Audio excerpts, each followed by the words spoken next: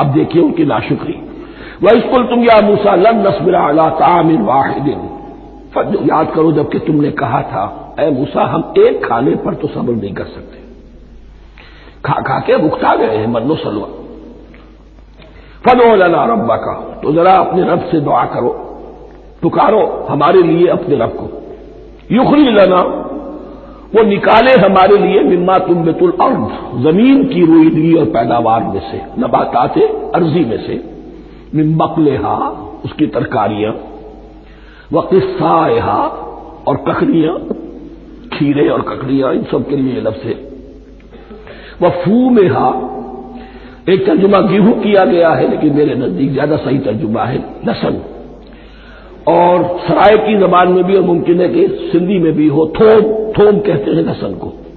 یہ فوم کی بدلی ہوئی شکل ہے، اس لیے کہ یہی علاقہ ہے جس میں عرب آئے تھے، تو عربوں کی زبان کے بہت سے الفاظ جو ہیں اس سرائے کی زبان میں خاص طور پر وہ بہت زیادہ تھوڑی سی شکل بدل کر وہ کافی تعداد میں موجود ہے. وہ عدسہا اور دال خاص طور پر مسور کی، وہ بصلہا اور پیاز. اب جو چٹخارے جس سے بنتے ہیں سالن کے، ان کی زبانیں وہ چٹخارے مان گئی. ظاہر بات ہے کہ اگر وہ سلوا بھی تھا، بٹیرا ہے، اسے آگ کے اوپر ذرا تھا تپایا اور کھایا، وہ ایک ہی خاص قسم کی غذا ہے جو چل رہی ہے. اسی طرح من جو ہے وہ ایک خاص قسم کا سیریل ان کے لیے بن گیا ہے. لیکن یہ جو چٹخارے ہیں یہ تو لہسن سے ہے، پیاز سے ہے، ترکاریوں سے ہے، ان تمام چیزوں سے، دال کا اپنا ایک ذائقہ ہے. قال تستبدلون الذي هو ادنى بالذي هو خير، حضرت موسیٰ نے فرمایا کیا وہ شے جو کمتر ہے بدلے میں چاہتے ہو اس کے کہ جو بہتر ہے. من و سلوا کہیں بہتر ہے، اللہ کی طرف سے تمہیں دیا گیا ہے، تم اس سے تمہارا جی بڑھ گیا ہے، اس کو دھات سے دے کر چاہتے ہو کہ یہ ادنا چیزیں تمہیں ملے. اہبطوا مصرا، اب یہ لفظ آ گیا اہبطوا. اب ظاہر بات ہے یہ آسمان سے زمین پر اترنے کے لیے لفظ نہیں ہے اہبطوا، یہاں اس کا ترجمہ صحیح ہوگا سیٹل ڈاؤن سم ویئر. اگر زمین کی یہ چیزیں چاہیے تو کہیں سیٹل ہو جاؤ اور کاشت کرو، بیج ڈالو، آبیاری کرو، یہ ساری چیزیں تمہیں مل جائیں. اہبطوا مصرا، کہیں سیٹل ڈاؤن ہو جاؤ، کہیں اتر پڑو کسی بستی میں، کسی علاقے میں. فإن لكم ما سألتم، تمہیں مل جائے گا جو کچھ کہ تم نے مانگا. وَضُرِبَتْ عَلَيْهِمُ الذِّلَّةُ وَالْمَسْكَنَةُ وَبَاءُوا بِغَضَبٍ مِّنَ اللَّهِ. اب یہ ہے ان کی وہ خباثتیں، ان کے وہ ناشکریاں، ان کی وہ معصیتیں، ان پر جو آخری حکم دیا جا رہا ہے، جو اگر آپ برا نہ مانیں تو میں عرض کروں گا آج یہود پر اتنا ایپلیکیبل نہیں ہے جتنا مسلمانوں پر ہے. ضربت علیہم الذلۃ والمسکنۃ وباؤوا بغضب من اللہ. ذلت اور مسکنت کم ہمتی ان پر تھوپ دی گئی. ضربت علیہم، it was heaped upon them, the humiliation was heaped upon them. ضربت علیہم الذلۃ والمسکنۃ وباؤوا بغضب من اللہ، اور وہ اللہ کا غضب لے کر لوٹے. وہی امت جس کے بارے میں فرمایا وَأَنِّي فَضَّلْتُكُمْ عَلَى الْعَالَمِينَ، اسی امت کا پھر یہ حشر ہوا. کیوں ہوا؟ نافرمانی. تمہیں کتاب دی تھی کہ تم پیروی کرو، تمہیں کتاب دی تھی کہ اسے قائم کرو. وَلَوْ أَنَّ أَهْلَ الْكِتَابِ أَقَامُوا التَّوْرَاةَ وَالْإِنْجِيلَ وَمَا أُنزِلَ إِلَيْهِم مِّن رَّبِّهِمْ لَأَكَلُوا مِن فَوْقِهِمْ وَمِن تَحْتِ أَرْجُلِهِمْ. اگر یہ تورات اور انجیل کو قائم کرتے، نافذ کرتے، تو نعمتیں زمین بھی اگلتی، ان کے قدموں کے نیچے سے نعمتیں جو ہیں وہ پھوٹتی، اور ان کے سروں کے اوپر سے بھی بارش ہوتی نعمتوں کی. لیکن اگر تم نے اس کو چھوڑ کر اپنی خواہشات، اپنے نظریات، اپنے خیالات، اپنا تمرد، اپنی سرکشی، اپنی حاکمیت، اپنی مصلحتیں، اپنی عقل، اس کو بالا تر کیا، تو پھر جو قوم اللہ کے قانون کی، اللہ کی ہدایت کی، اللہ کی کتاب کی امین ہوتی ہے دنیا میں، وہ اللہ کی ریپرزینٹیٹو ہوتی ہے، نمائندہ ہوتی ہے. اگر وہ اپنے عمل سے مس ریپرزینٹ کرے اللہ کو، تو وہ کافروں سے بڑھ کر مغضوب اور کافروں سے بڑھ کر مبغوض ہو جاتی ہے، مغضوب بھی مبغوض بھی۔ یہ کافروں کو تو دین پہنچانا تمہارے ذمہ تھا، تم نے دین ان کو کیا پہنچانا تھا، تم تو خود دین سے منحرف ہو گئے۔ آج اس جگہ پر امت مسلمہ کھڑی ہے کہ 1.25 بلین یا 1.5 بلین 125 کروڑ عزت نام کی شے نہیں ہے کہ عزت نام تھا جس کا گئی تیمور کے گھر سے، سارے معاملات دنیا کے G7 G15 کے ہاتھ میں ہیں، سیکورٹی کونسل اس کے پرماننٹ ممبر کا ویٹو ہے، اور نہ سیکورٹی کونسل میں اور نہ کہیں کسی G7 میں، نہ G9 میں، نہ G15 میں کوئی مسلمان ملک نہیں۔ کسنمی پرسد کی بھیا کیستی، ہماری اپنی پالیسیز کہیں اور طے ہوتی ہیں، ہمارے اپنے بجٹ کہیں اور بنتے ہیں، ہماری صلح اور جنگ کسی اور کے اشارے سے ہوتی ہے، ریموٹ کنٹرول، یہ ذلت اور مسکنت۔ ہم کہتے ہیں ہماری شہرت ہے کشمیر، اور جنگ کرنے کو تیار نہیں ہے۔ یہ خوف نہیں تو کیا ہے، یہ مسکنت نہیں تو کیا ہے؟ اگر اللہ پر یقین ہو اور اپنے حق پر یقین ہو تو اگر شہر دوسرے کے قبضے میں ہے تو ہمت کرو، یا تخت یا تختہ، لیکن نہیں۔ آپ کے ریڈیو پر ٹیلی ویژن پر خبریں آتی رہیں کہ اتنے مسلمانوں کے ساتھ یہ کر دیا، اتنی مسلمان عورتوں کی بے حرمتی کر دی، لیکن یہاں ہم بیٹھے ہوئے اپنے اپنے دھندوں میں، اپنے اپنے کاروبار میں، اپنی اپنی ملازمتوں میں، اپنے اپنے کیریئرز میں، دنیا میں کیا کچھ ہو رہا ہے۔ بہرحال اس وقت یہ جو ہے، میں نے جیسا کہ عرض کیا تھا کہ یہ ہے تاریخ بنی اسرائیل کی، لیکن خوشترا باشد کے سر دل براں گفت آیت در حدیث دیگراں، یہ ہمارا نقشہ ہے آج اس آیت میں۔ ضربت علیہم الذلۃ والمسکنۃ وباءوا بغضب من اللہ، اور یہ کیوں؟ ذالک بانہم کانوا یکفرون بآیات اللہ، یہ اس لیے کہ وہ اللہ کی آیات کا انکار کرتے رہے، وَيَقْتُلُونَ النَّبِيِّينَ بِغَيْرِ الْحَقِّ، اللہ کے نبیوں کو ناحق قتل کرتے رہے۔ ہمارے ہاں بھی مجددین امت میں سے کتنے ہیں جو جیلوں میں ڈالے گئے، جن کو ایسی ایسی مار پڑی ہے کہ کہا جاتا ہے کہ ہاتھی کو بھی وہ مار پڑتی تو برداشت نہ۔ احمد ابن حنبل کے ساتھ کیا ہوا؟ ابو حنیفہ جیل میں انتقال کیا، امام مالک کے کندھے کھینچ دیے گئے، اتار دیے گئے، منہ کالا کر کے اور اونٹ پر بٹھا کر پھرایا گیا۔ امام دار الہجرہ شیخ احمد سرہندی جیل میں رہے، سید احمد بریلوی اور ان کے ساتھیوں کو خود مسلمانوں نے تہہ تیغ کیا ہے۔ بہرحال یہ داستانیں ہیں، اب نبی تو کوئی نہیں آئے گا، ان کے ہاں نبی تھے، ہمارے ہاں مجددین ہیں، علماء حق ہیں، جیسے کہ حدیث بھی ہے علماء امتی کا انبیاء بنی اسرائیل، تو جو انہوں نے انبیاء کے ساتھ کیا ہم نے مجددین اور علماء کے ساتھ کیا۔ ذالک بما عصوا وکانوا یعتدون، اور یہ ہوا ان کی نافرمانیوں کی وجہ سے اور حد سے تجاوز کرنے کی وجہ سے۔ اللہ تعالیٰ تو ظالم نہیں، اللہ نے تو اونچا مقام دیا تھا، ہمیں بھی خیر امت قرار دیا، کنتم خیر امت اخرجت للناس تأمرون بالمعروف وتنہون عن المنکر وتؤمنون باللہ۔ اب اگر ہم نے وہ اپنا مشن چھوڑ دیا تو ذلت اور مسکنت وہ ہمارا مقدر بن گئی۔ اللہ کا قانون اور اللہ کا عدل بے لاگ ہے، وہ فرام امہ ٹو امہ چینج نہیں ہوتا۔ سنت اللہ جو ہے لن تجد لسنت اللہ تحویلا ولن تجد لسنت اللہ تبدیلا، اللہ کی سنت بدلتی نہیں۔ بنی اسرائیل کا جو حشر ہوا آج وہ ہمارا ہو رہا ہے۔ بہرحال اس پر میری جو کتاب ہے سابق اور موجودہ مسلمان امتوں کا ماضی حال اور مستقبل، اس کا مطالعہ کیجیے۔ اب آ گئی وہ آیت کہ جس سے استدلال کیا گیا ہے کہ ایمان بالرسالت نجات کے لیے ضروری نہیں ہے۔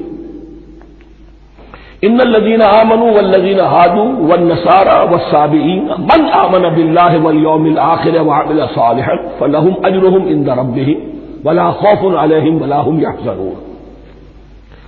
یقیناً جو لوگ ایمان لائے، اور اس سے مراد ہے جو ایمان لائے حضور پر، محمد پر صلی اللہ علیہ وسلم، والذین ہادوا، اور جو یہودی ہو گئے، والنصارى اور نصرانی، والصابئین، اور صابی وہ لوگ تھے عراق کے علاقے میں رہتے تھے جو کہتے تھے کہ ہم دین ابراہیمی پر ہیں، لیکن ان کے ہاں بھی بہت کچھ بگڑ گیا تھا، جیسے حضرت ابراہیم کی نسل، حضرت اسماعیل کی نسل بگڑ گئی تھی، تو اس طرح وہ بھی بگڑ گئے تھے، ستارہ پرستی زیادہ تر ان کے ہاں تھی۔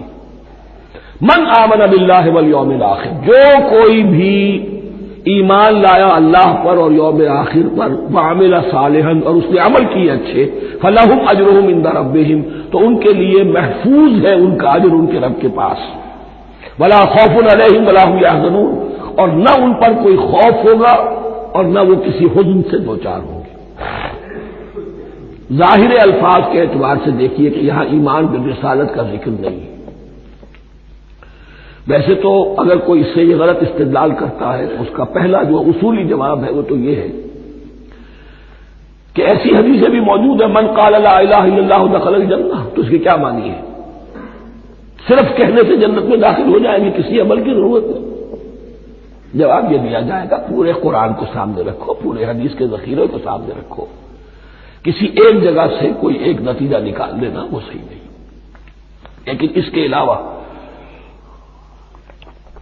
وہ اصول جو میں بیان کر چکا ہوں کہ یہ سلسلہ شروع کہاں سے ہوا ہے، 5واں رکوع، وآمنوا بما انزلت مصدقا لما معكم ولا تكونوا اول كافر به، انہیں ایمان کی زوردار دعوت سے تو یہ ساری بات شروع ہوئی ہے۔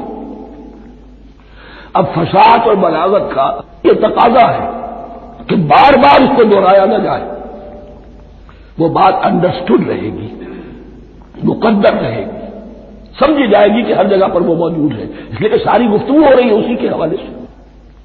وآمنوا بما انزلت مصدقا لما معكم ولا تكونوا اول كافر به ولا تشتروا بآياتي ثمنا قليلا وإياي فاتقون۔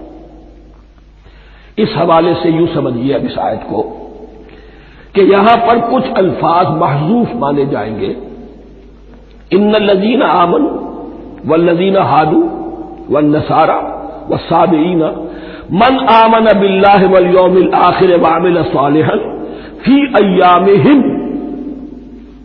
فلهم اجرهم عند ربهم ولا خوف عليهم ولا هم يحزنون۔ ہر دور میں جبکہ ابھی حضرت عیسیٰ نہیں آئے تھے تو جو بھی یہودی تھے اس وقت تک، حضرت موسیٰ کے ماننے والے، وہ جو بھی اللہ پر ایمان رکھتے تھے اور نیک عمل کرتے تھے، آخرت کو مانتے تھے، ان کی نجات ہو جائے گی، لیکن حضرت عیسیٰ کے آنے کے بعد ان کو نہیں مانا، اب وہ کافر قرار پائے۔ لیکن اب حضرت عیسیٰ کے آنے کے بعد جب تک حضور نہیں آئے جو بھی مانتا ہے، لیکن یہ کہ شرط یہی ہوگی کہ اپنے اپنے زمانے میں، اصل میں نفی جس بات کی جا رہی ہے وہ یہ ہے کہ یہ نہ سمجھو کہ کسی گروہ میں ہونے سے نجات ہوتی ہے، نجات کسی گروہ میں ہونے کی وجہ سے نہیں ہے، نجات کی بنیاد ایمان اور عمل صالح ہے۔ کسی رسول پر ایمان لانا اپنے دور کے رسول پر وہ تو لازم ہے، لیکن یہ ہے کہ اس پر ایمان تو لے آئے اور وہ عمل صالح نہیں ہے تو نجات نہیں ہوگی۔ تو یہ اپنے اپنے دور میں، اپنے اپنے زمانے میں ہر امت کے لیے، وَلِكُلِّ أُمَّةٍ أَجَلٌ، قرآن مجید کے مقام پر آیا ہے، ہر امت کے لیے ایک خاص معین مدت ہے۔ اس معینہ مدت میں اب ظاہر بات ہے جو لوگ حضور کی بعثت سے پہلے فوت ہو گئے ان پر تو کوئی ذمہ داری نہیں کہ حضور پر ایمان لانے کی، اور ایسے لوگ تھے، ایسے موحدین مکے میں موجود تھے جو یہ کہتے تھے کعبے کے پردے پکڑ پکڑ کر، اے اللہ ہم صرف تجھے پوجنا چاہتے ہیں، صرف تیری بندگی کرنا چاہتے ہیں، لیکن جانتے نہیں کیسے کریں۔ یہ بات موجود تھی اور ان کا انتقال بھی ہو گیا۔ یہ زید، سعید ابن زید، سعید جو حضرت عمر کے بہنوئی تھے اور وہ عشرہ مبشرہ میں سے ہیں، ان کی اہلیہ حضرت فاطمہ بنت خطاب، ان دونوں کے ایمان کو اللہ نے ذریعہ بنایا حضرت عمر کے ایمان کا، اور یہ والد تھے سعید کے زید، وہ یہ کہتے ہوئے دنیا سے چلے گئے حضور کی ابھی بعثت ہی نہیں ہوئی تھی، اللہ میں صرف تیری بندگی کرنا چاہتا ہوں، کیسے کروں یہ نہیں جانتا۔ اسی کو ذہن میں رکھیے، اہدنا الصراط المستقیم جو میں نے کہا تھا، ایک سلیم الفطرت انسان، سلیم العقل انسان توحید تک پہنچ جاتا ہے، آخرت کو پہچان لیتا ہے، لیکن اب کیا کروں؟ اس شریعت کے لیے، ان احکام کے لیے وہ دستے سوال دراز کرنے پر مجبور ہے۔ الحمدللہ رب العالمین الرحمن الرحیم مالک یوم الدین ایاک نعبد و ایاک نستعین اہدنا الصراط المستقیم۔ اسی صراط المستقیم کی دعا کا یہ جواب اب آئے گا، شروع ہوگا سورہ بقرہ سے، یہ کرو یہ نہ کرو، یہ فرض ہے، یہ تم پر لازم کیا گیا، یہ چیز حرام کی گئی، وغیرہ وغیرہ۔ ان الذين آمنوا والذين هادوا والنصارى والصابئين من آمن بالله واليوم الآخر وعمل صالحا، اور محذوف الفاظ فی ازمنتہم، اپنے اپنے زمانے میں، یا فی ایامہم، فلہم اجرہم عند ربہم ولا خوف علیہم ولا هم يحزنون۔ وَإِذْ أَخَذْنَا مِيثَاقَكُمْ وَرَفَعْنَا فَوْقَكُمُ الطُّورَ، اور ذرا یاد کرو جب کہ ہم نے تم سے عہد لیا، قول و قرار لیا، اور تمہارے اوپر اٹھا دیا طور کو، پہاڑ کو۔ جب تورات دی گئی تو اس وقت ایک کیفیت معجزانہ طور پر ایسی پیدا کی گئی، ان کے اوپر ایک روب ڈالنے کے لیے اور خشیت قلب میں پیدا کرنے کے لیے کوہ طور اٹھا کر معلق کر دیا گیا۔ اس وقت کہا گیا خذوا ما آتیناکم بقوۃ، تو اس قول و قرار کے وقت ایک معجزے کی شکل یہ ہوئی تھی۔ وَإِذْ أَخَذْنَا مِيثَاقَكُمْ وَرَفَعْنَا فَوْقَكُمُ الطُّورَ خُذُوا مَا آتَيْنَاكُمْ بِقُوَّةٍ وَاذْكُرُوا مَا فِيهِ لَعَلَّكُمْ تَتَّقُونَ، پکڑو اس کو مضبوطی کے ساتھ جو ہم نے تمہیں دیا ہے، اس کتاب کو، تورات کو، اس شریعت کو، اس احکام کو۔ وَاذْكُرُوا مَا فِيهِ، اور یاد رکھو اسے جو کچھ کے اس میں ہے، لَعَلَّكُمْ تَتَّقُونَ، تاکہ تم بچ سکو۔ ثُمَّ تَوَلَّيْتُم مِّن بَعْدِ ذَلِكَ، پھر تم نے روگردانی کی اس کے بعد، اس میثاق کو توڑا، میثاق الست کو توڑا تھا، اور دوسرے یہ میثاق شریعت جو تم سے لیا گیا اس کو بھی توڑا۔ ثم تولیتم من بعد ذلک فلولا فضل اللہ علیکم ورحمتہ لکنتم من الخاسرین، پھر اگر اللہ کا فضل تمہارے شامل حال نہ ہوتا اور اس کی رحمت تمہاری دستگیری نہ کرتی رہتی، بار بار تمہیں معاف کیا، تمہیں مہلت دی، تو اگر یہ چیز نہ ہوتی تو اسی وقت سے تم خسارہ پانے والے اور تباہ ہونے والے ہو جاتے۔ وَلَقَدْ عَلِمْتُمُ الَّذِينَ اعْتَدَوْا مِنكُمْ فِي السَّبْتِ، اور تمہیں خوب معلوم ہے تم میں سے وہ لوگ جنہوں نے سبت کے قانون کو توڑا، حد سے تجاوز کیا۔ یہ واقعہ تفصیل کے ساتھ سورہ اعراف میں آئے گا کہ ان کی شریعت میں ہفتے کا روز معین کر دیا گیا تھا، کوئی دنیاوی کام نہیں ہوگا۔ آج بھی وہ لوگ جو ہے سبت کو، جو بھی پریکٹسنگ جیوز ہیں، وہ اس کی پابندی کرتے ہیں اور بڑی شدت سے کرتے ہیں۔ لیکن ایک زمانے میں ایک خاص ان کا قبیلہ تھا کہ جس نے ایک بڑے ہی شرعی ہیلا ایجاد کر کے اس قانون کی دھجیاں بکھیری، تو تفصیل ہم پڑھیں گے سورہ اعراف میں۔ وَلَقَدْ عَلِمْتُمُ الَّذِينَ اعْتَدَوْا مِنكُمْ فِي السَّبْتِ، تو تمہارے علم میں ہے تمہارے وہ لوگ کہ جنہوں نے سبت کے قانون کے ضمن میں خلاف ورزی کی، فَقُلْنَا لَهُمْ كُونُوا قِرَدَةً خَاسِئِينَ، تو ہم نے کہہ دیا ان کو کہ ہو جاؤ ذلیل بندر، ان کی شکلیں بس کر دی گئی، انہیں بندروں کی شکل میں تبدیل کر دیا گیا۔ فَجَعَلْنَاهَا نَكَالًا لِمَا بَيْنَ يَدَيْهَا، پھر ہم نے اس واقعے کو یا اس بستی کو ایک بنا دیا مثال، لوگوں کے لیے ان کی عبرت کے سامان بنا دیا، ان کے لیے بھی جو سامنے موجود تھے اس زمانے کے لوگ، اور ان کے لیے بھی جو بعد میں آنے والے تھے، وَمَوْعِظَةً لِّلْمُتَّقِينَ، اور اسے ایک نصیحت، ایک سبق آموزی کی بات بنا دیا اہل تقویٰ کے لیے۔ وَإِذْ قَالَ مُوسَىٰ لِقَوْمِهِ إِنَّ اللَّهَ يَأْمُرُكُمْ أَن تَذْبَحُوا بَقَرَةً، اور یاد کرو جب کہ موسیٰ نے اپنی قوم سے کہا یقیناً اللہ تمہیں حکم دیتا ہے کہ گائے کو ذبح کرو۔ یہ واقعہ میں پہلے آپ کو بتا دوں، پھر ہم یہ آیات تیزی سے پڑھ لیں گے۔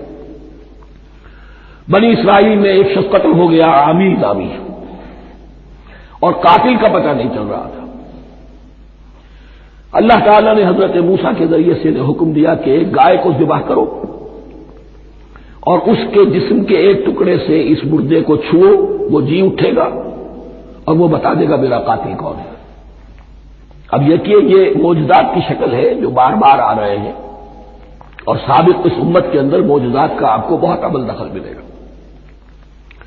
اس میں ایک تو یہ کہ گائے کو ذبح کرنا، وہ گائے کے تقدس کا جو ان کے دل میں ذہن میں تھا، تو ذبح کرنے سے اس کے اوپر بھی گویا کہ ایک تلوار چلائی گئی، اور پھر انہیں دکھا بھی دیا گیا کہ ایک آدمی زندہ بھی ہو سکتا ہے، بعد سے بعد الموت کا بھی ایک نقشہ دکھا دیا گیا انہیں۔ لیکن انہیں جب یہ حکم ملا اور ان کے دلوں کے اندر وہ بچڑے کی اور گائے کی تقدیس جو ہے وہ پلی ہوئی تھی، اب انہوں نے سوال کر کے کسی طریقے سے بچنے کے لیے مین میخ نکالی، کیسی گائے ہو، کیا رنگ ہو، کس طرح کی ہو، کس عمر کی ہو۔ بالآخر یہ کہ جب ہر طرف سے گھیراؤ ان کا ہو گیا اور سب چیزیں جو ہیں ان کے سامنے واضح کر دی گئی، تب انہوں نے یوں سمجھیے چاروں ناچار بادل ناخواستہ اس حکم پر عمل کیا۔ بس اب ترجمہ کر لیجیے۔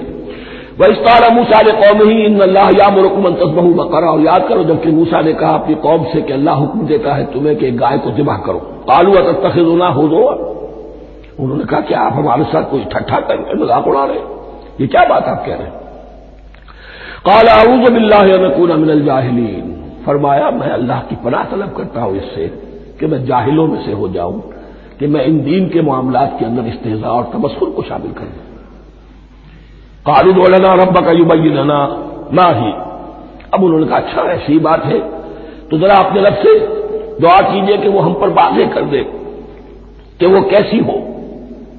قال انه يقول، حضرت موسیٰ نے فرمایا اللہ تعالیٰ فرماتا ہے انها بقرۃ لا فارض ولا بکر، وہ ایک ایسی گائے ہونی چاہیے کہ جو نہ بوڑھی ہو نہ بالکل بچیا ہو، اوان بین ذالک، ان کے بین بین ہو۔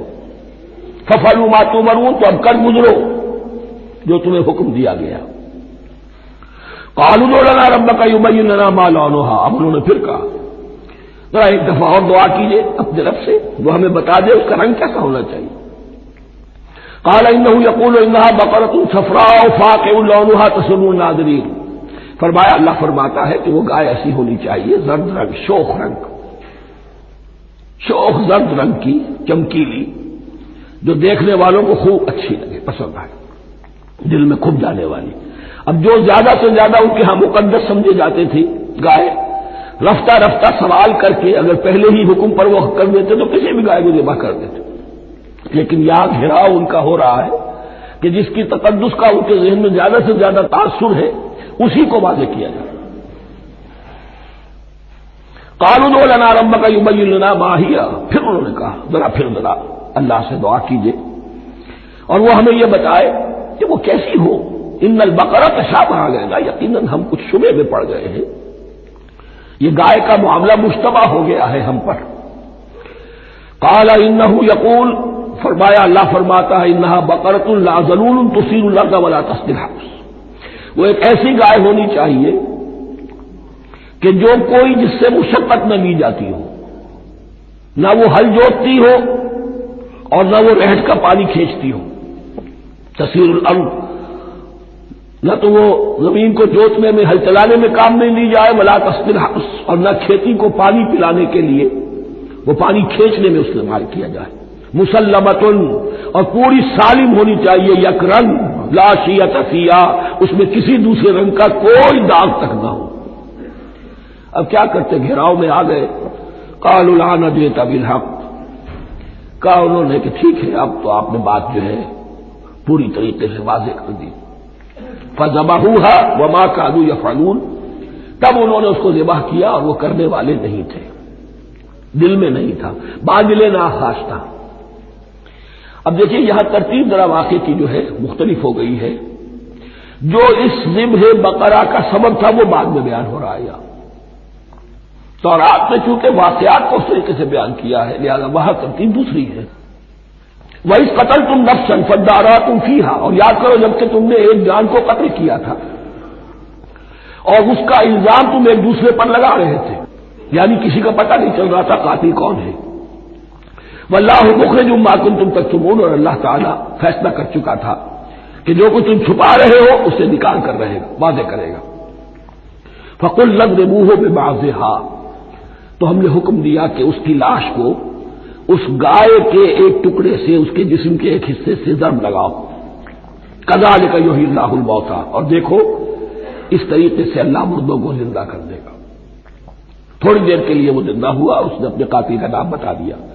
وَیُریکُمْ آیاتہ لعلکم تعقلون، اور وہ تمہیں دکھاتا ہے اپنی آیات تاکہ تم عقل سے کام لو۔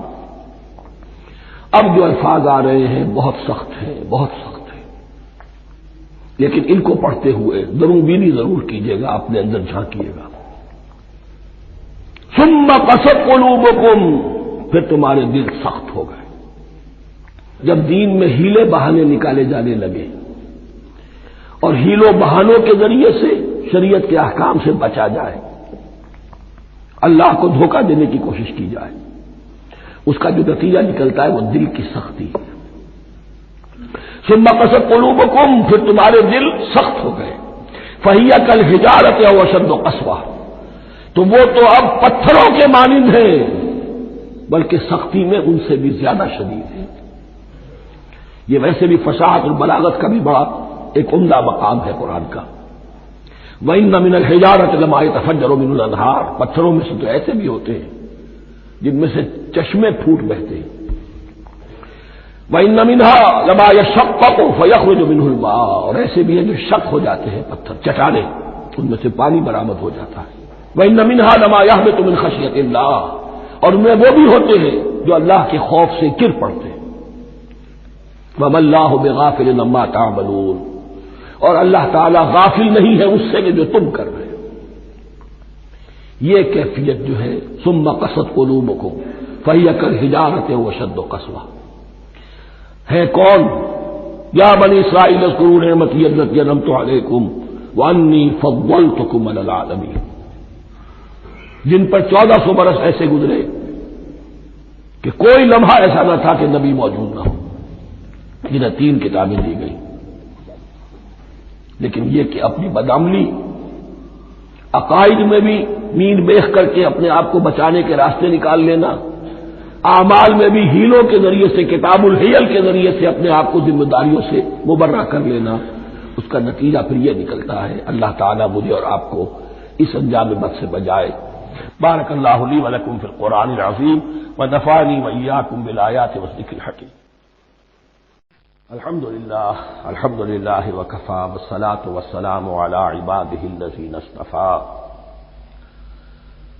خصوصاً علی افضلہم وخاتم النبیین محمد الامین وعلی آلہ وصحبہ اجمعین۔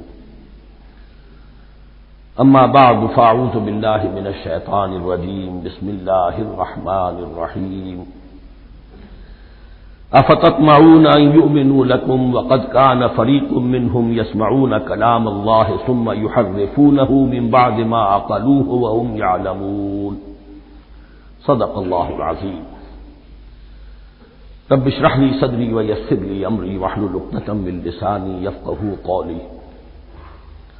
اللهم ربنا الهمنا رشدنا واعذنا من شرور انفسنا، اللهم ارنا الحق حقا وارزقنا اتباعه وارنا الباطل باطلا وارزقنا اجتنابه، اللهم وفقنا لما تحب وترضى، اللهم ربنا آنس وحشتنا في قبورنا وارحمنا بالقرآن العظيم، اللهم اجعله لنا إماما ونورا وهدى ورحمة، اللهم ذكرنا منه ما نسينا وعلمنا منه ما جهلنا، وارزقنا تلاوته آناء الليل وآناء النهار واجعله لنا حجة يا رب العالمين، آمین۔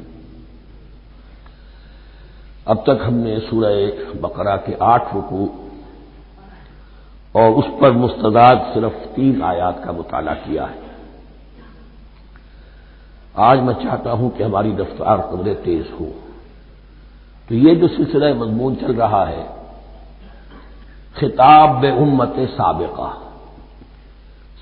امت مسلمہ بنی اسرائیل، ان کے ساتھ خطاب کا سلسلہ سورہ بقرہ میں 5ویں رکوع سے شروع ہوا اور 15ویں رکوع کے آغاز تک چلے گا۔ یہ 10 رکوع ہے، عرض کر چکا ہوں بار بار، اور اس کو میں چاہتا ہوں آپ اچھی طرح ذہن نشین کر لیں کہ اس میں سے پہلا رکوع جو ہے وہ دعوت کا ہے، وہ بہت فیصلہ کن ہے۔ یہی وجہ ہے کہ دیکھیے اس رکوع کا آغاز ہوا یا بنی اسرائیل اذکروا نعمتی التی انعمت علیکم واوفوا بعہدی اوف بعہدکم وایای فارہبون، اور خود بخود ظاہر ہو رہا ہے اسلوب کلام سے کہ اگلے رکوع سے بات کا رنگ بدل گیا ہے۔ یا بنی اسرائیل اذکروا نعمتی التی انعمت علیکم وانی فضلتکم علی العالمین واتقوا یوما لا تجزی نفس عن نفس شیئا ولا يقبل منها شفاعت ولا يؤخذ منها عدل ولا هم ينصرون۔ یہ تہدید کا انداز ہے، دھمکی کا انداز ہے۔ تو میں نے عرض کیا تھا کہ 5واں رکوع اس خطاب میں بمنزلہ فاتحہ ہے، بہت اہم۔ اور بقیہ جو 9 رکوع ہیں ان میں بریکٹ کا انداز ہے کہ 2 آیتوں سے بریکٹ شروع ہوتی ہے، انہی 2 آیتوں پر بریکٹ ختم ہوگی۔ یہ ملامت کا خطاب ہے اور ان کے خلاف ایک مفصل فرض قرارداد جرم جو ہے وائد کی گئی ہے، جس کے نتیجے میں وہ اس منصب سے معزول کر دیے گئے جس پر 2000 برس سے فائز تھے، اور ان کی جگہ پر اب امت محمد، نئی امت مسلمہ علی صاحب الصلاۃ والسلام، اب اس کا نصب، اس کی انسٹالیشن اور اس کی انسٹالیشن سیریمنی کے طور پر تحویل قبلہ کا معاملہ۔ یہ ربط کلام اگر سامنے نہ رہے تو انسان کھو جاتا ہے قرآن مجید کی طویل صورتوں کو پڑھتے ہوئے کہ بات کہاں سے چلی تھی، کدھر جا رہی ہے، کیا ربط ہے، کیا تعلق ہے، سیاق کلام کیا ہے۔ اس کو میں اس لیے بار حالانکہ مجھے معلوم ہے کہ وقت کم ہے لیکن میں اس چیز کو زیادہ اہمیت دے رہا ہوں۔ اب ان 9 رکوعوں کے مضامین میں کچھ تو واقعات ہیں، تم نے یہ کیا، تم نے یہ کیا، تم نے یہ کیا، ظاہر بات ہے ترجمہ تو کرنا ہوگا، کچھ مختصر وضاحت بھی کرنی ہوگی، لیکن ان کے تفصیل میں جانے کی ضرورت نہیں ہے۔ لیکن آپ نے دیکھا کہ کچھ واقعات کے بعد پھر کچھ ایسے یونیورسل ٹروتھس بیان ہوئے ہیں، ایسے عظیم حقائق کہ جو ابدی حقائق ہیں، ان کا کسی وقت سے، کسی قوم سے، کسی خاص گروہ سے تعلق نہیں، وہ تو اصول ہیں، سنت اللہ ہم انہیں کہہ سکتے ہیں، یہ اللہ کے جو عام قوانین ہیں، قواعد ہیں اس کائنات میں۔ ایک تو قوانین ہے طبعیہ، فزیکل لاز، ایک مورل لاز ہے کہ جو اس دنیا میں اللہ تعالیٰ کی طرف سے کار فرما ہے۔ تو جہاں وہ مورل لاز آتے ہیں جنہیں آپ کہا کرتے تھے جب بچپن میں کہانی پڑھی اور کہانی کے بعد لکھا اس کا مورل لیسن کیا ہے، اس کہانی سے سبق کیا حاصل ہوا، تو تھوڑے وقفے کے بعد وہ آیات آتی ہیں کہ جو اس گویا کہ اس سلسلہ کلام کے اندر یہ انتہائی اہمیت کی حامل ہے، اس لیے کہ وہ یونیورسل اہمیت کی حامل ہے، اور ان میں در حقیقت ایک رہنمائی پوشیدہ ہے موجودہ امت مسلمہ کے لیے۔ مثلا جتنا حصہ ہم اب تک پڑھ چکے ہیں ان میں سے پہلے تو وہ آیت یاد کیجیے، وَضُرِبَتْ عَلَيْهِمُ الذِّلَّةُ وَالْمَسْكَنَةُ وَبَاءُوا بِغَضَبٍ مِّنَ اللَّهِ۔ معلوم ہوا کہ ایسا ہو سکتا ہے کہ ایک امت مسلمان ہو، اس پر اللہ کے بڑے فضل ہوئے ہوں، بڑا اکرام ہوا ہو، بہت انعام ہوا ہو، پھر وہ اپنی بے عملی یا بد عملی کے باعث اللہ تعالی کے غضب کی مستحق ہو جائے اور ذلت اور مسکنت اس پر تھوپ دی جائے۔ یہ ایک یونیورسل ٹروتھ وہاں سے نکل آیا کہ ہمیں سوچنا ہوگا، یہ ایک لمحہ فکریہ ہے امت مسلمہ کیا کہ کیا ہم تو کہیں آج اس پوزیشن میں نہیں ہیں۔ حدیث میں آپ کو سنا چکا ہوں، لَيَأْتِيَنَّ عَلَىٰ أُمَّتِي مَا أَتَىٰ عَلَىٰ بَنِي إِسْرَائِيلَ حَسْبَ النَّعْلِ بِالنَّعْلِ۔ دوسرا اسی طرح کا یونیورسل ٹروتھ والا مقام تھا آخری جو ہم نے کل پڑھا ہے، ثُمَّ قَسَتْ قُلُوبُكُمْ وَهِيَ كَالْحِجَارَةِ أَوْ أَشَدُّ قَسْوَةً۔ کسی مسلمان امت کا یہ حال بھی ہو سکتا ہے کہ ان کے دل اتنے سخت ہو جائیں کہ سختی میں پتھروں کو اور چٹانوں کو مار دے گا۔ یہ بھی ایک کیفیت ہے جو سامنے آئی، حالانکہ قوم وہ ہے انی فضلتکم علی العالمین، از کجا تاب کجا، لیکن یہ حقیقت بھی ہمارے سامنے آئی کہ یہ چیزیں جو ہیں اپنی جگہ پر امکانات میں سے ہیں۔ البتہ یہاں ایک بات میں عرض کر دوں کہ اس قساوت قلبی میں پوری امت برابر مسلط جو ہے مبتلا نہیں ہوا کرتی ہے، اس میں امت کے جو قائدین ہوتے ہیں اور امت مسلمہ کے قائدین اس کے علماء ہوتے ہیں، سب سے زیادہ شدت کے ساتھ یہ خرابی ان میں آتی ہے، اس لیے کہ باقی لوگ تو پیروکار ہیں، پیچھے چلتے ہیں، وہ اعتماد کرتے ہیں کہ یہ ہے اللہ کی کتاب کے پڑھنے والے، یہ ہے تورات کے حامل، یہ جانتے ہیں، وہ ان کے پیچھے چل رہے ہوتے ہیں۔ لیکن جو لوگ جان بوجھ کر اللہ کی کتاب میں تحریف کر رہے ہوں انہیں تو پتا ہے ہم کیا کر رہے ہیں، جو لوگ جان بوجھ کر حق کو پہچان کر اس کا انکار کر رہے ہیں انہیں تو پتا ہے کہ ہم کیا کر رہے ہیں۔ در حقیقت یہ سزا ان پر آتی ہے۔ یہ بات اب ان آیات میں جو آج ہم پڑھنے چلے ہیں بہت زیادہ واضح ہو جائے گی انشاءاللہ۔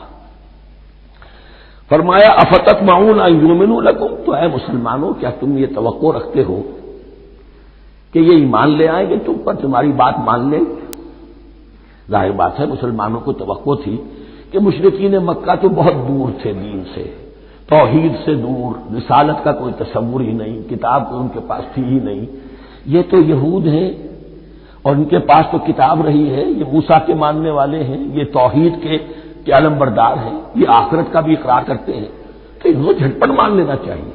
تو جو مسلمانوں کے دل میں، عام مسلمانوں کے دل میں جو حسن ظن تھا اب در حقیقت یہ اس کو ایڈریس کیا جا رہا ہے، افتطمعون ان یؤمنوا لکم، تمہیں بڑی طمع ہے، کوشش ہے، تمہاری خواہش ہے، آرزو ہے، تمنا ہے، توقع ہے کہ یہ بات مان لے گا تمہاری۔ وَقَدْ كَانَ فَرِيقٌ مِّنْهُمْ يَسْمَعُونَ كَلَامَ اللَّهِ ثُمَّ يُحَرِّفُونَهُ مِن بَعْدِ مَا عَقَلُوهُ وَهُمْ يَعْلَمُونَ، جبکہ حال یہ ہے کہ ان میں سے ایک جماعت، ایک گروہ وہ بھی ہے کہ جو اللہ کے کلام کو سن کر پھر اس میں تحریف کرتا رہا ہے، اس کے بعد کہ اس کو سمجھ لیتا تھا اور اچھے جان بوجھ کر تحریف کرتا تھا۔ اب ظاہر بات وہ گروہ کون ہوں گے؟ علماء ہی تو ہیں نا، عام آدمی تو تحریف نہیں کر سکتا تھا، تحریف کرنے والے تو علماء تھے۔ افتؤمنون ان یؤمنوا لکم وقد کان فریق منهم یسمعون کلام اللہ ثم یحرفونہ من بعد ما عقلوہ وهم یعلمون واذا لقوا الذین آمنوا قالوا آمنا۔ اب دیکھیے ایک بات بڑی عجیب سامنے آئے گی کہ جس طرح منافقین مسلمانوں میں تھے ایسے ہی منافقین یہود میں بھی تھے۔ یہود میں سے کچھ لوگ ایسے تھے کہ جن پر حق جب منکشف ہو گیا اور کچھ ان کی صالح فطرت بھی تھی، اب وہ آنا چاہتے تھے اسلام کی طرف، لیکن اپنے خاندان کو، گھر والوں کو، اپنے کاروبار کو، اپنے قبیلے کو چھوڑنا بھی ممکن نہیں تھا، اور قبیلوں کی سرداری جو ہے وہ ان کے علماء یہود کے پاس ہے۔ تو دل ان کے کچھ صاف ساتھ آ چکے تھے اہل ایمان کے، اور جب وہ اہل ایمان سے ملتے تھے تو کبھی کبھی باتیں بھی بتا کہ ہاں یہ بات جو محمد کہہ رہے یہ تورات میں لکھی ہوئی تھی، واقعی یہ بات یوں ہی تھی۔ اب اس کے بعد جب وہ جاتے تھے اپنے شیاطین کے پاس، وہی شیاطین ان کے علماء، ان کے بڑے سرکردہ لوگ، تو وہ جا کر انہیں ڈانٹ ٹپٹ کرتے تھے، بے وقوفو یہ کیا کر رہے ہیں تم، یہ بات بتا رہے ہو انہیں تاکہ اللہ کے ہاں جا کر وہ تم پر حجت قائم کرے کہ انہیں پتا تھا اور پھر بھی انہوں نے نہیں مانا۔ اب یہ ان کا آپس کا مکالمہ ہو رہا ہے۔ وَإِذَا لَقُوا الَّذِينَ آمَنُوا قَالُوا آمَنَّا، اور ان میں سے کچھ لوگ ہیں کہ جب ملتے ہیں اہل ایمان سے تو وہ کہتے ہیں ہم ایمان لے آئے۔ وَإِذَا خَلَا بَعْضُهُمْ إِلَىٰ بَعْضٍ، اور جب وہ خلوت میں ہوتے ہیں ایک دوسرے کے ساتھ، قالوا وہ کہتے ہیں اتحدثونہم، کیا تم بتا رہے ہو ان کو، بما فتح اللہ علیکم، وہ باتیں جو اللہ نے کھولی ہے تم پر، لیحاجوکم بہ عند ربکم، کہ وہ تم پر حجت قائم کرے تمہارے رب کے پاس کہ اللہ اس نے مانا تھا کہ ہاں تورات میں یہ ہے، تو تم ذرا عقل سے کام لو، یہ حقیقتیں جو تورات کے ذریعے سے ہمیں معلوم ہے مسلمانوں کو مت بتاؤ۔ اس پر اللہ کا تبصرہ کیا ہے؟ افلا تعقلون، یہ تو ابھی انہی کا قول ختم ہوا کہ کیا تم عقل نہیں ہے کہ تم ایسا بیوقوفی کا کام کر رہے ہو؟ اولا یعلمون، یہ تبصرہ اللہ کا ہے، تو کیا یہ لوگ نہیں جانتے ان اللہ یعلم ما یسرون وما یعلنون، کہ اللہ تو جانتا ہے وہ سب کچھ بھی جو وہ چھپاتے ہیں اور وہ سب کچھ بھی جسے وہ ظاہر کرتے ہیں۔ تو چاہے یہ باتیں مسلمانوں کو بتاؤ نہ بتاؤ، اللہ کی طرف سے تو محاسبہ ہو ہی جانا ہے، لہذا یہ بھی ان کی ناسمجھی کی دلیل ہے۔ اب آ رہی ہے وہ اصل اہم بات جو میں نے آج ابتدا میں بیان کر دی تھی، وَمِنْهُمْ أُمِّيُّونَ، ان میں سے بھی ایک طبقہ تو ہے ان پڑھ لوگوں کا۔ اب دیکھیے امی اصل میں تو ایک طرح سے کہنا چاہیے کہ مشرکین عرب کے لیے لفظ ہے قرآن مجید میں، کیوں؟ ان کے اندر پڑھنے لکھنے کا رواج بھی نہیں تھا، کوئی آسمانی کتاب بھی ان کے پاس نہیں تھی۔ لیکن اب یہود کے بارے میں کہا جا رہا ہے، جیسے آج مسلمان ہیں کہ اکثر و بیشتر مسلمان تو جاہل ہیں، چاہے پی ایچ ڈی کیا ہوا، پی ایچ ڈی تو فزکس میں کیا ہوا ہے، قرآن کی الف بیتیں نہیں آتی، دین کے جو ہے مبادی تک سے ناواقف ہیں، بہت پڑھے لکھے، اس کو ہمارے بعض لوگ کہتے ہیں پڑھے لکھے جاہل۔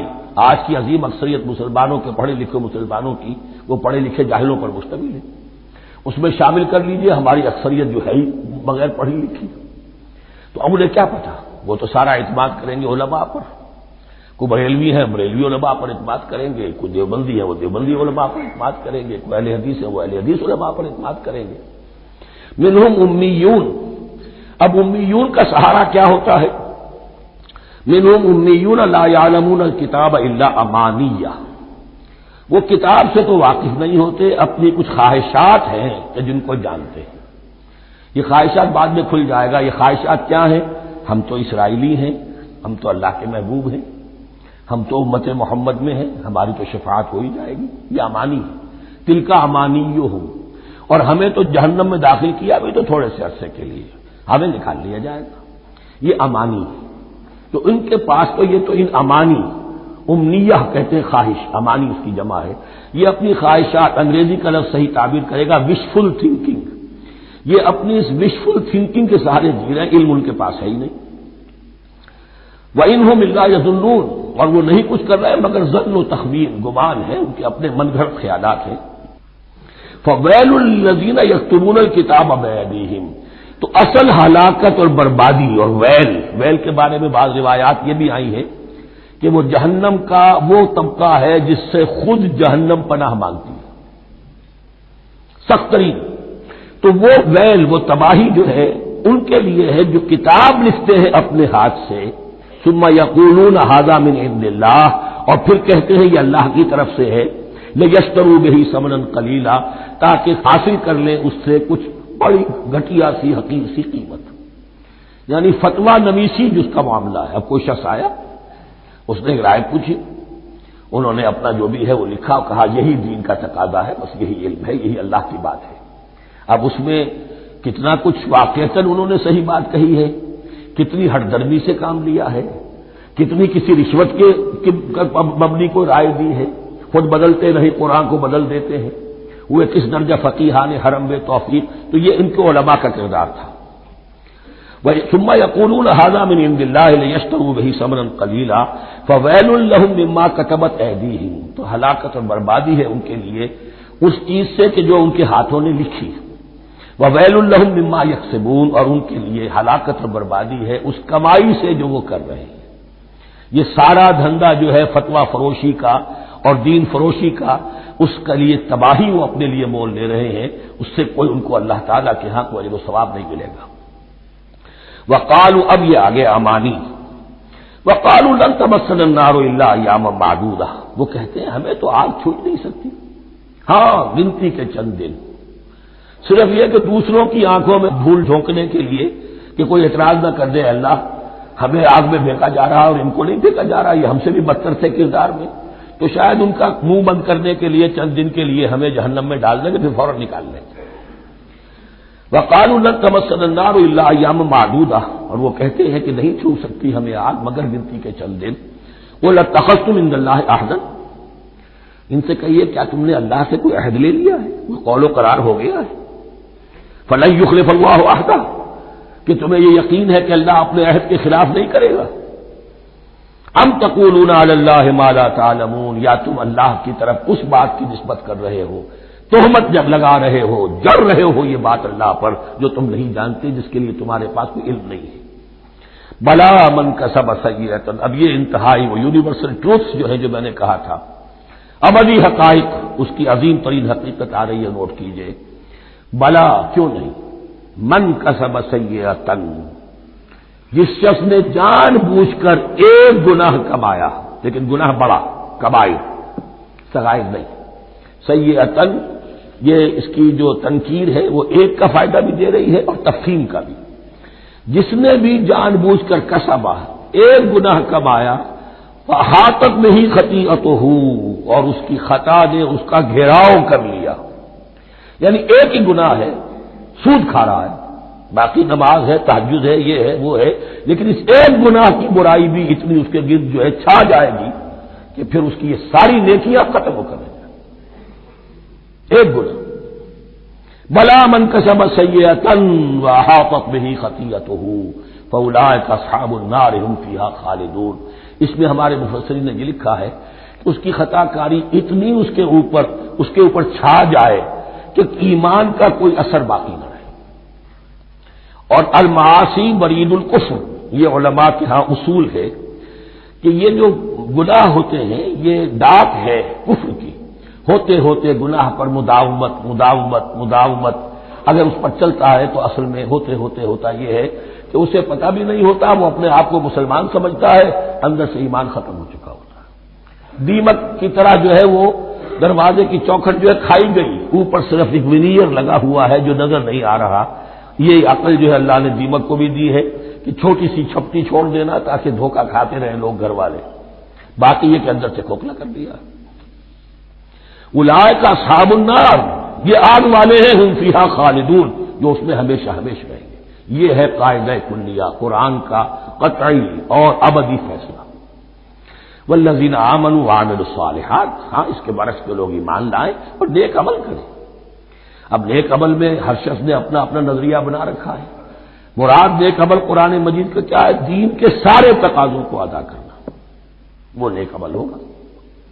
آپ نے ایک نیکی لے لی، یتیم خانہ کھول دیا، بڑی فاؤنڈیشن بنا دی، بیواؤں کا انتظام ہو رہا ہے، لیکن کاروبار میں سودی لین دین ہے، جھوٹ ہے، فریب ہے، دھوکہ ہے، سب چل رہا ہے، تو یہ نہیں ہے۔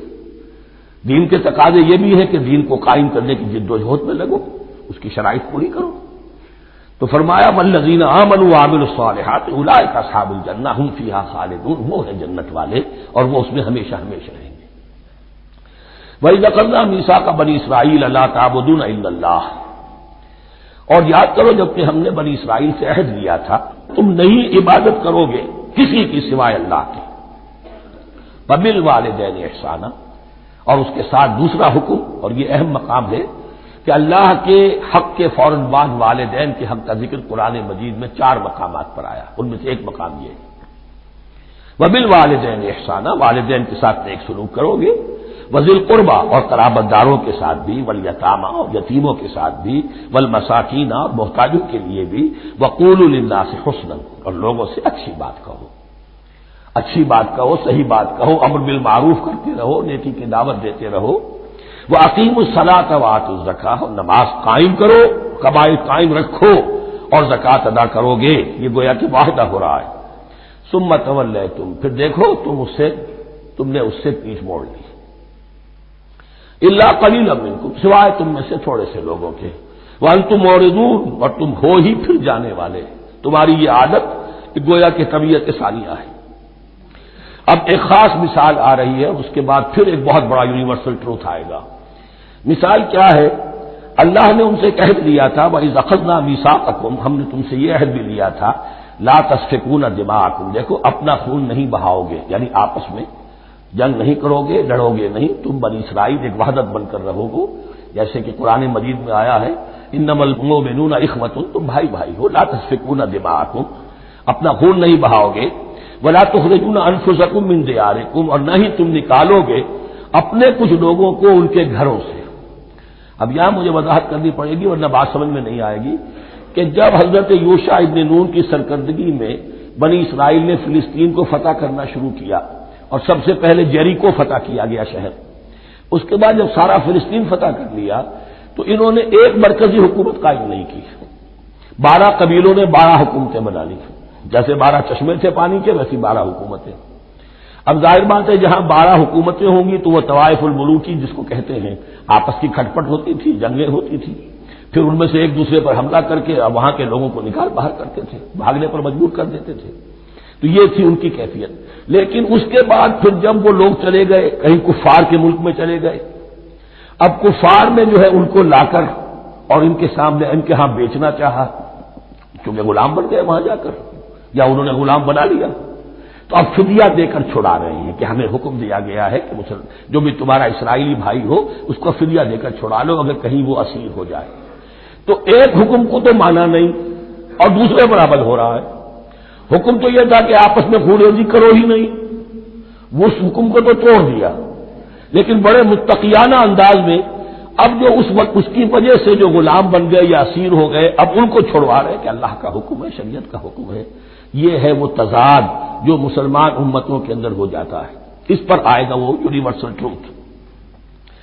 وَإِذْ أَخَذْنَا مِيثَاقَكُمْ لَا يَسْتَسْفِكُونَ دِمَاءَكُمْ، یاد کرو جب کہ ہم نے تم سے عہد لیا تھا کہ تم اپنا خون نہیں بہاؤ گے، وَلَا تُخْرِجُونَ أَنفُسَكُم مِّن دِيَارِكُمْ، اور نہ ہی تم اپنے آپ کو اپنے لوگوں کو ان کے گھروں سے نکالو گے، ثُمَّ أَقْرَرْتُمْ وَأَنتُمْ تَشْهَدُونَ، پھر تم نے اقرار کیا تھا، اس عہد کو اور قول و قرار کو مان لیا تھا پورے شعور کے ساتھ، تشہدون مانتے ہوئے، ثم انتم ہؤلاء، پھر تم ہی ہو وہ تو تقتلون انفسکم، اپنے ہی لوگوں کو قتل بھی کرتے ہو، وتخرجون فریقا منکم من دیارہم، اور اپنے ہی لوگوں میں سے کچھ لوگوں کو ان کے گھروں سے باہر نکالتے ہو، تظاہرون علیہم بالاسم والعدوان، ان پر چڑھائی کرتے ہو گناہ کے ساتھ بھی اور زیادتی کے ساتھ بھی، وَإِن یاتوکم اسارا، اور اگر وہ قیدی بن کر تمہارے پاس آتے ہیں تو فادوہم، تو اب تم ان کا فدیہ دے کر انہیں چھڑاتے ہو، وَهُوَ مُحَرَّمٌ عَلَيْكُمْ إِخْرَاجُهُمْ، حالانکہ ان کا تو نکالنا ہی تم پر حرام کیا گیا تھا۔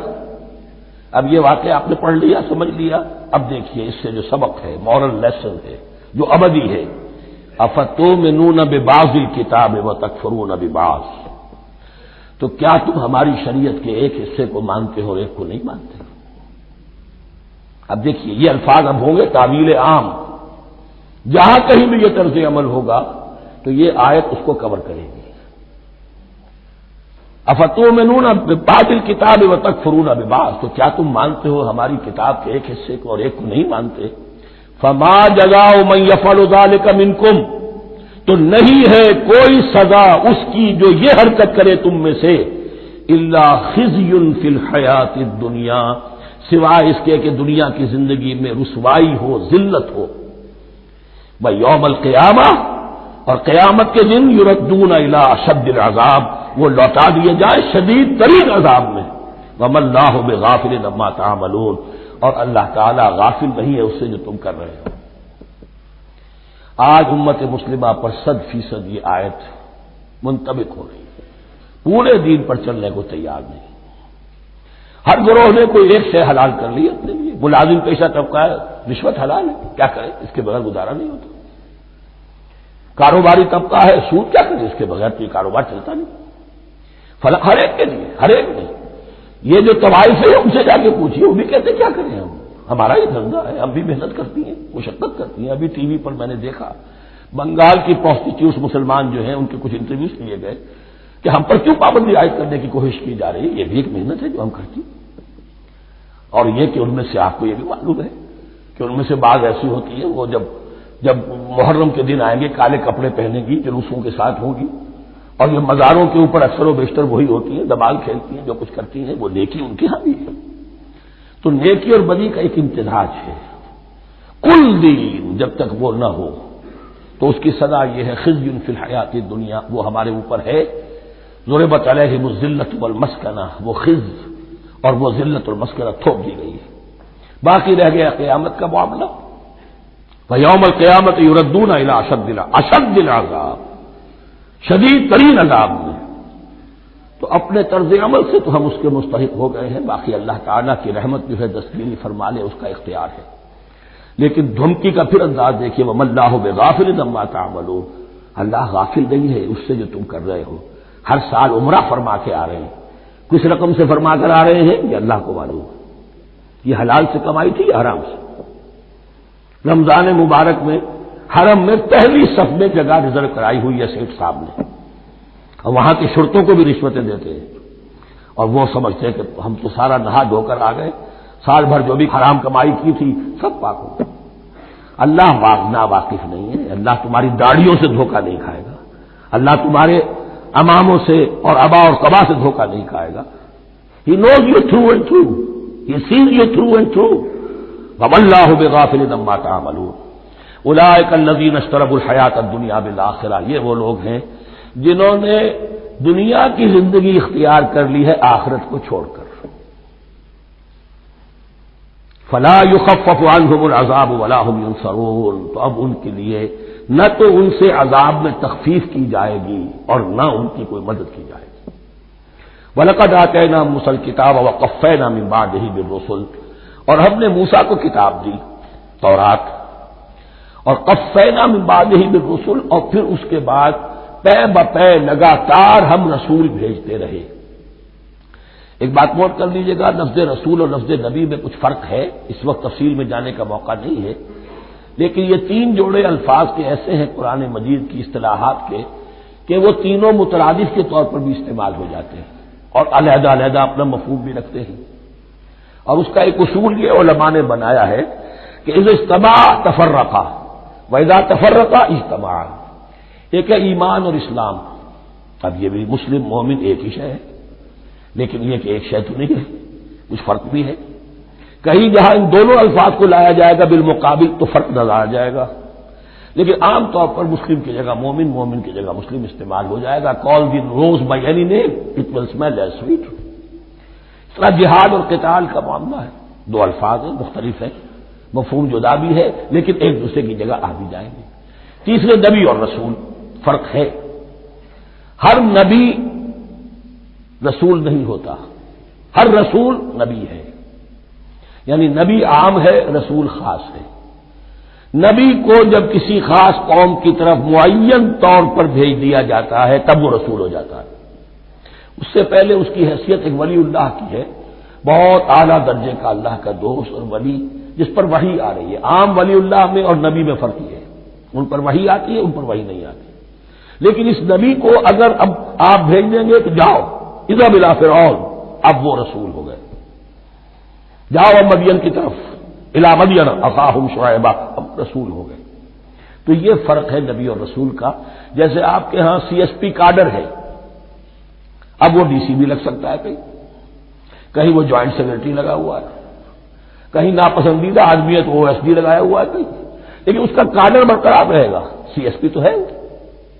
اسی اعتبار سے ہر نبی ہر حال میں نبی ہے، لیکن اس کو اضافی کیفیت ملتی ہے رسول کی۔ اور ایک بات یہ نوٹ کر لیجئے، نبیوں کو قتل بھی کیا گیا ہے، رسول قتل نہیں ہو سکتے۔ اللہ کا فیصلہ یہ ہے کہ لاغلبن انا ورسلی، میں اور میرے رسول تو غالب آ کر رہیں گے۔ جب بھی کسی قوم نے کسی رسول کی جان لینے کی کوشش کی ہے، اس قوم کو برباد کر دیا گیا اور رسول اور اس کے ساتھیوں کو بچا لیا گیا۔ یہ معاملہ ہوا ہے اللہ کا تمام رسولوں کے ساتھ، نبیوں کے ساتھ نہیں۔ حضرت یحییٰ نبی تھے، قتل کر دیے گئے۔ حضرت عیسیٰ رسول تھے، قتل نہیں کیے جا سکتے تھے، ان کو زندہ آسمان پر اٹھا لیا گیا۔ اب وہی دوبارہ آئیں گے، تو رسول جو ہے وہ قتل نہیں ہوتا۔ اور اسی اعتبار سے حضور کی بڑی گہری تمنا تھی، لَوَدِدتُّ أَنْ أُقْتَلَ فِي سَبِيلِ اللَّهِ ثُمَّ أُحْيَا ثُمَّ أُقْتَلَ ثُمَّ أُحْيَا، میری بڑی خواہش ہے میں اللہ کی راہ میں قتل ہو جاؤں، پھر زندہ کیا جاؤں، پھر قتل کیا جاؤں، پھر اللہ کی راہ میں پھر زندہ کیا جاؤں، پھر قتل کیا جاؤں۔ لیکن اللہ نے یہ خواہش آپ کی پوری نہیں کی، اس لیے کہ آپ اللہ کے رسول تھے۔ اب یہاں نوٹ کیجئے گا، یہاں لفظ رسول تو آ گیا ہے، لیکن یہ نبی کے معنی میں ہے۔ اب فیدا من بعدہ بالرسل، اس لیے کہ رسول حضرت موسیٰ کے بعد حضرت عیسیٰ ہی ہے، درمیان میں پروفٹس ہیں، prophets of the old testament, یہ انبیاء ہیں، لیکن ان کے لیے لفظ رسول آ گیا ہے۔ وآتینا عیسیٰ ابن مریم البینات وایدناہ بروح القدس، اور ہم نے عیسیٰ کو بڑی واضح نشانیاں دی، حصی معجزات جتنے حضرت مسیح کو دیے گئے ہیں ویسے اور کسی نبی کو نہیں دیے گئے۔ یہ بعد میں تذکرہ آ جائے گا سورہ آل عمران میں۔ اور ہم نے مدد کی ان کی روح القدس کے ساتھ، حضرت جبرائیل کی خاص تائید انہیں حاصل تھی۔ ظاہر بات ہے، میں نے عرض کیا ہے کہ جو معجزہ ہوتا ہے وہ کسی نبی کی اپنی طاقت سے اس کا ظہور نہیں ہوتا، رسول کی کسی طاقت سے، یا کرامت کسی ولی اللہ کے اپنے اختیار میں نہیں ہوتی، یہ اللہ کی طرف سے، اور اس کے لیے ظہور جو ہوتا ہے وہ فرشتوں کے ذریعے سے۔ ایدناہ بروح القدس افکلما جاءکم رسول بما لا تهوى انفسکم، اب یہاں پر تبصرہ ہو رہا ہے، جو بھی کچھ یہود نے کیا حضرت مسیح کے ساتھ، وہ چونکہ معلوم ہے اس کا تذکرہ نہیں کیا، صرف اس پر تبصرہ ہو رہا ہے۔ تو جب بھی کبھی تمہارے پاس کوئی رسول آیا، بما لا تهوى انفسکم، وہ چیز لے کر جو تمہارے جیوں کو، تمہارے من کو بھائی نہیں، اچھی نہیں لگی، استکبرتم، تم نے استکبار کیا، وہی استکبار جو عزازیل نے کیا تھا اور ابلیس بن گیا، ابا واستکبر، استکبرتم ففریقا کذبتم وفریقا تقتلون، تو کچھ کو تو تم نے صرف ان کی تردید ہی کی اور کچھ کو تم نے قتل بھی کیا، تقتلون، تو یہ انبیاء کے قتل ہو سکتا ہے۔ اور نمبر 2 ایک رائے یہ دی گئی ہے، تقتلون جو ہے قتل تم نہیں آیا ہے، یہ فعل مضارع ہے، اور فعل مضارع کے اندر ایک فعل جاری رہتا ہے، ختم نہیں ہوتا، گویا کہ تم قتل کرنے کی کوشش کرتے رہے۔ بعض لوگوں کی تو جان کے در پہ ہو گئے۔ وقالوا قلوبنا غلف، اور انہوں نے کہا ہے کہ ہمارے دل تو غلافوں کے اندر بند ہیں۔ یہ اس کو ملائیے پہلی آیت جو آج ہم نے پڑھی ہے، افتطمعون ان یؤمنوا لکم، تو اے مسلمانوں کیا تم یہ توقع رکھتے ہو اور چاہتے ہو کہ یہ تمہاری بات مان لیں گے؟ ان کی اس خواہش کے جواب میں جو وہ کہتے تھے وہ یہ قول ہے، وقالوا قلوبنا غلف، ہمارے دل خلافوں میں ہے، میاں تمہاری بات ہم پر اثر نہیں کر سکتی، جاؤ کسی اور سے بات کرو۔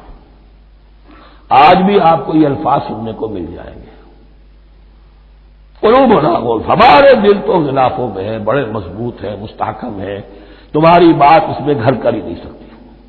بل لعنہم اللہ بکفرہم، یہ ہے تبصرہ۔ جس کو یہ کہہ رہے ہیں کہ ہمارے دل محفوظ ہیں اور غلافوں میں ہیں، حقیقت میں تو ان پر لعنت ہو چکی ہے اللہ کی طرف سے ان کے کفر کی وجہ سے، فقلیلا ما یؤمنون، تو واقعتاً اب کم ہی ہوں گے ان میں سے جو ایمان لائیں گے۔ وَلَمَّا جَاءَهُمْ كِتَابٌ مِّنْ اللَّهِ مُصَدِّقٌ لِّمَا مَعَهُمْ، اب یہاں پر ذکر ہو رہا ہے خود حضور صلی اللہ علیہ وسلم کا، اور جب آ گئی ان کے پاس کتاب اللہ کے پاس سے، یعنی یہ قرآن، مصدق لما معہم، جو اس کی تصدیق کرتے ہوئے آیا جو ان کے پاس ہے۔ میں اس کی وضاحت کر چکا ہوں، قرآن ایک طرف تصدیق کرتا ہے تورات اور انجیل کی، اور دوسری طرف وہ مصداق بن کر آیا ہے تورات اور انجیل کی پیشن گوئیوں کا۔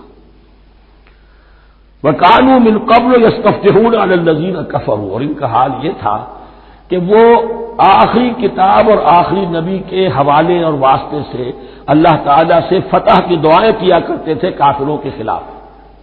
ہوتا کیا تھا کہ یہ تین قبیلے مدینے میں آ گئے کہ جو یہودی تھے، بنو قینقاع، بنو نضیر اور بنو قریظہ، اسی میں وہاں رہتے تھے اوس اور خزرج جو یمن سے آئے تھے، اصل عربی قبائل تھے، پھر آس پاس کے قبائل بھی تھے، وہ سب کے سب امیین میں سے تھے، ان کے پاس نہ کوئی کتاب، نہ کوئی شریعت، نہ کسی نبوت سے آگاہ۔ اب ان کے آپس میں جب لڑائیاں ہوتی تھیں اور یہ مار کھاتے تھے، سرمایہ دار تھے، دولت والے تھے، عام طور پر بزدل تھے، لہذا جب بھی کبھی مقابلہ ہوتا تھا مار کھاتے تھے، تو وہاں یہ کہا کرتے تھے کہ ابھی تو تم ہمیں مار لیتے ہو، دبا لیتے ہو، نبی آخری زمان کی آنے کا وقت آ چکا ہے، وہ نئی کتاب لے کر آئیں گے، جب وہ آئیں گے ہم ان کے ساتھ ہو کر جب تم سے جنگ کریں گے تو تم ہمیں شکست نہیں دے سکو گے، ہمیں فتح حاصل ہوگی۔ اور دعا کیا کرتے تھے اللہ اس نبی آخر زمان کا ظہور جلد ہو تاکہ اس کے واسطے سے اور اس کے ذریعے سے اس کے صدقے ہمیں فتح مل سکے۔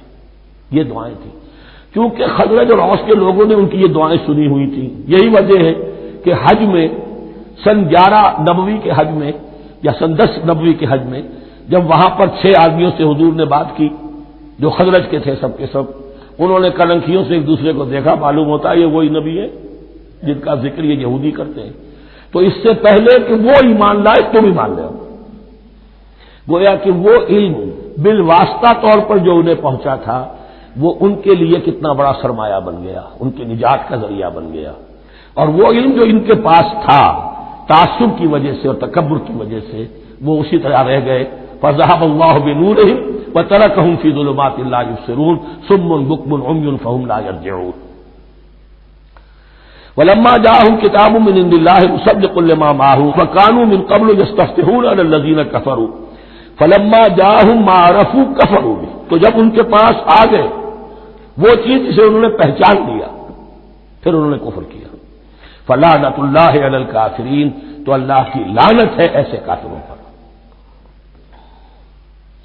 بئس ما اشتروا به أنفسهم أن يكفروا بما أنزل الله بغيا أن ينزل الله من فضله على من يشاء من عباده، بہت بری شے ہے جس کے عوض کہ انہوں نے اپنی جانوں کو فروخت کر دیا، یعنی دنیا کا حقیر سا نفع، یہاں کی حقیر سی مسندیں، یہاں کا جو بھی چودراہٹیں ہیں، جو بھی ان کی حیثیت ہے، صرف اس کا قربانی دینے کو تیار نہیں، یہی تو سبب ہے، اس کی وجہ سے کفر کر رہے ہیں پہچان کر۔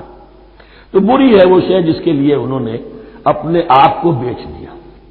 ان یکفروا، کہ وہ کفر کر رہے ہیں اس وجہ سے، بما انزل اللہ بغیا، جو اللہ نے نازل فرمایا ہے، اور کفر کیوں کر رہے ہیں اس زدہ میں، ان ينزل اللہ من فضلہ علی من یشاء من عبادہ، کہ اللہ تعالیٰ نے نازل کر دیا ہے اپنے اس فضل میں سے اپنے بندوں میں سے جس پر چاہا۔ وہ اس امید میں تھے کہ وہ اسرائیلی ہی ہوگا۔ جب 1400 برس تک نبوت ہمارے پاس رہی، اب فترت کا زمانہ ہے، 600 برس گزر گئے، اب آخری نبی آنا ہے، ان کو گمان یہ تھا وہ ہم میں سے ہی ہوگا۔